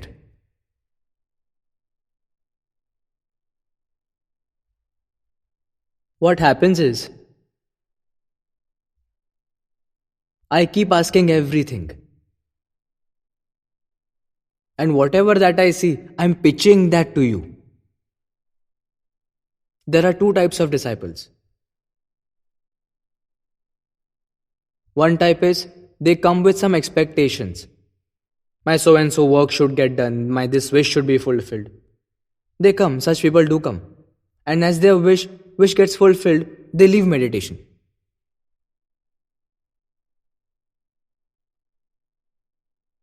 These are indeed full of faith. They come full of faith with all their hearts. When the roof starts collapsing, you remember God's grace. When they are in some trouble, they start meditation religiously. And as this passes away, they leave and wait for another trouble and meditate again. See, if you meditate regularly, you won't get into trouble.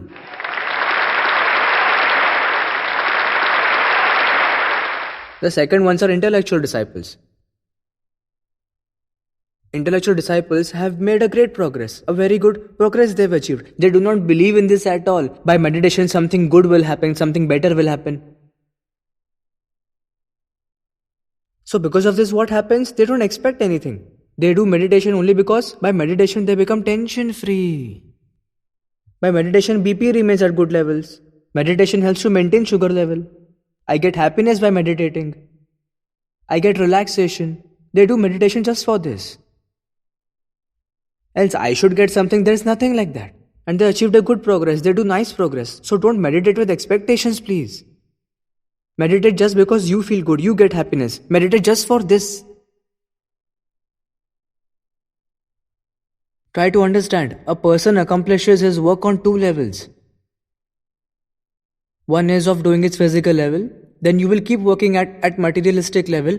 Second is level of soul. And if you work at that soul level, that many great deeds, great achievements can be achieved through you as a medium. In the exact same way, if you keep expecting, then as per your stature, as per your own vision, as per your surroundings, as per your weightage, only that you will get. And if you work without expectations, you will get so much, you will not even have space to keep it. These are not bookish talks. I'm stating my own life experiences. No one has been walking in this path with expectations. You also come without any expectations. Once, at least try to do it once. Life without expectations. Just do it for 45 days. Your world will change in 45 days.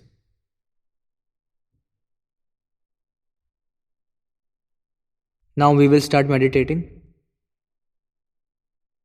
We will do meditation.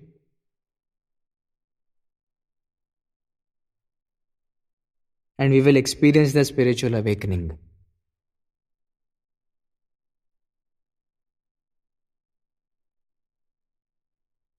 I'm going to make a sweet dish and going to offer you.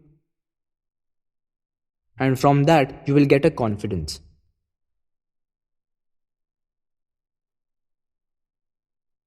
A trust will build up inside you. That I can also achieve a deep meditation. I too can experience it. That I too can concentrate on crown chakra and stabilize there. This confidence will be with you for the rest of your lives. That I could do it this day, then I can do it again.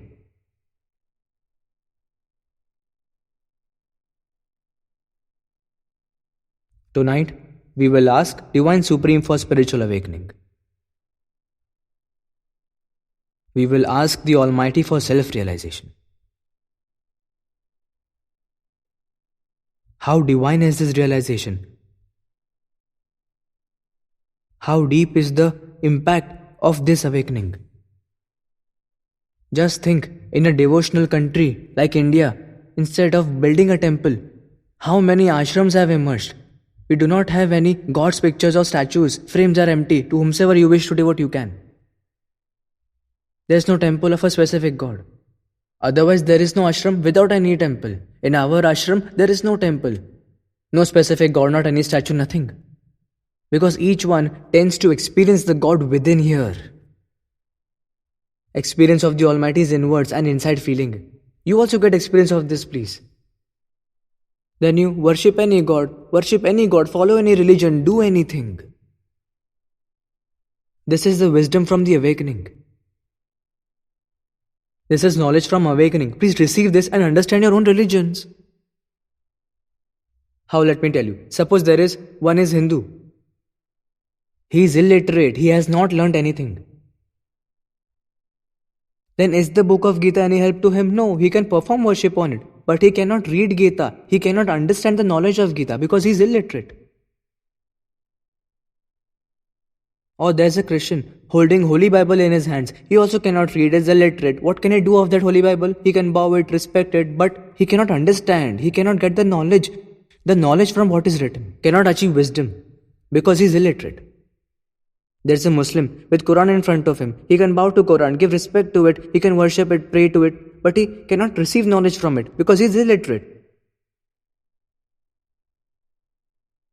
So for all the illiterate people, all of these three holy books become useless.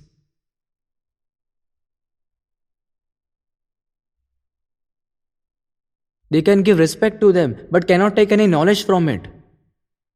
In the exact same way, this is wisdom from awakening. This is knowledge from awakening. Just receive it and understand your respective religions.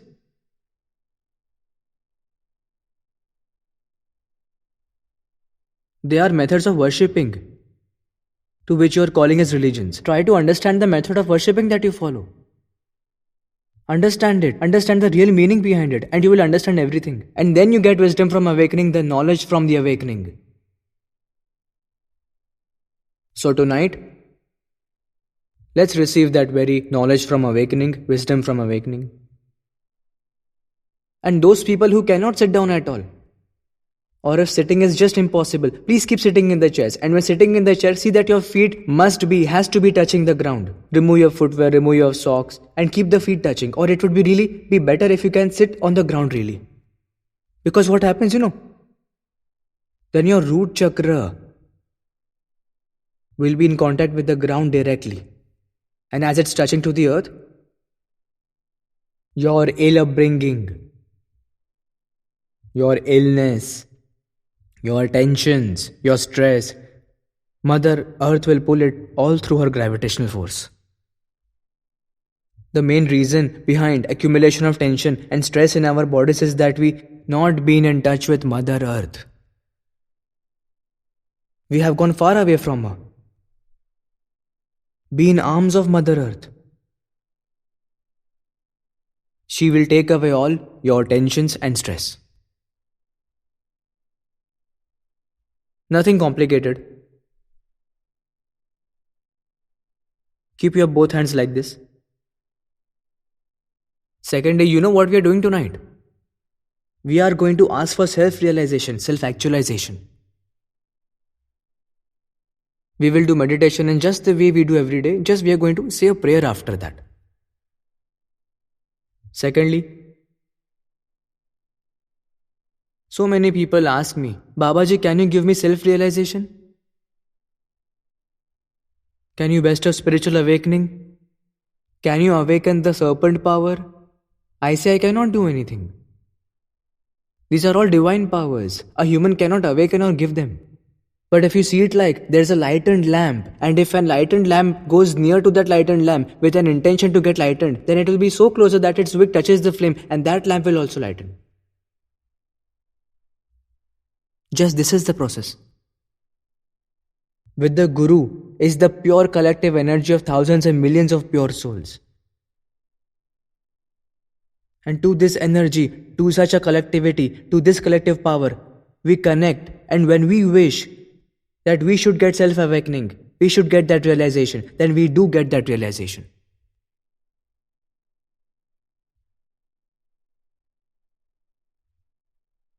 Nothing new now. We will meditate in this position and then say a prayer. You can connect to Almighty through prayer only and not through efforts.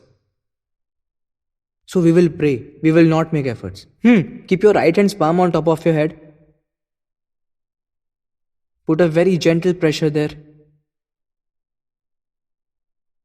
Putting a gentle pressure, move it clockwise 3 times.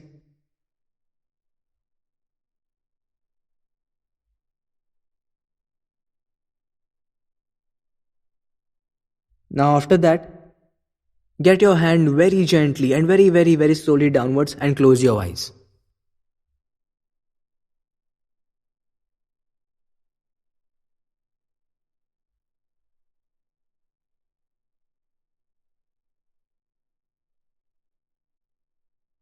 Now repeat. I am a pure soul. I am a holy soul. I am a pure soul. I am a holy soul. I am a pure soul. I am a holy soul. Concentrating on top of your head, meditate for 10 minutes.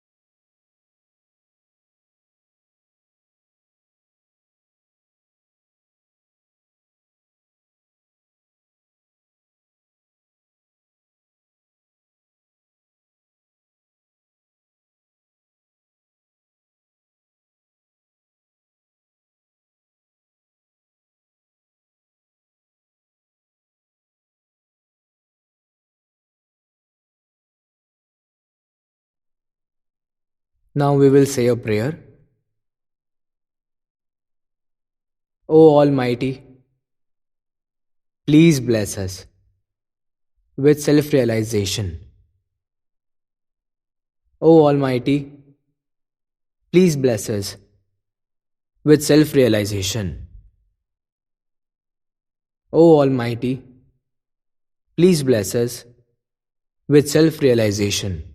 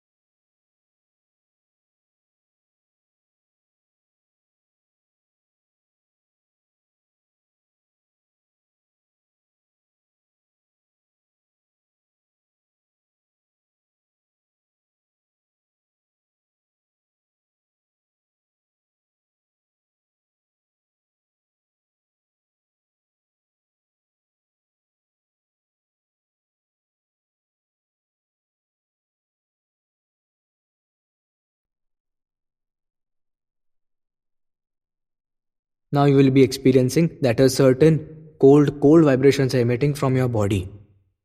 Especially from your palms and feet, you will feel it more. Get your both palms in front of your eyes and then open your eyes and see them. Then you will experience the flow of vibrations that's starting from your palms. And a thoughtless state is being instilled inside you.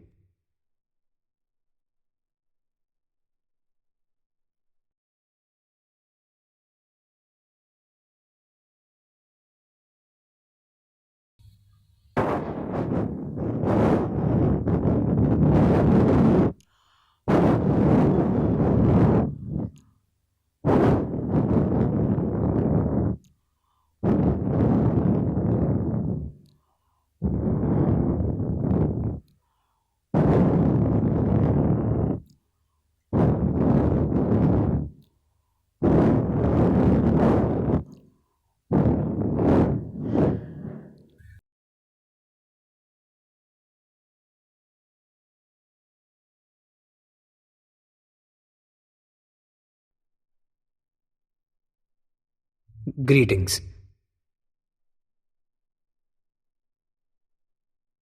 So this prayer is only one. After that, try doing your regular meditation. Then you will also feel the changes that has happened inside you. Now you have to practice this here onwards. And secondly, nothing much. 7 o'clock in the morning, yes, at the time of sunrise. Before that, 6:45 to 7:15, do meditation for half an hour. Why at that time? Because most people in the world do meditation at that time in the morning. You also do it. You will get the collectivity. It's collective energy. Secondly, I'm a pure soul, I'm a holy soul. So simple chant this is. There are no barriers of any religion or anything like that. Anyone can chant it. Now, tomorrow we will study heart chakra. So tomorrow we will be working on our heart chakra. We will discuss about heart chakra. We will meditate on heart chakra. Like this we will do one by one chakra each day and so on. Greetings.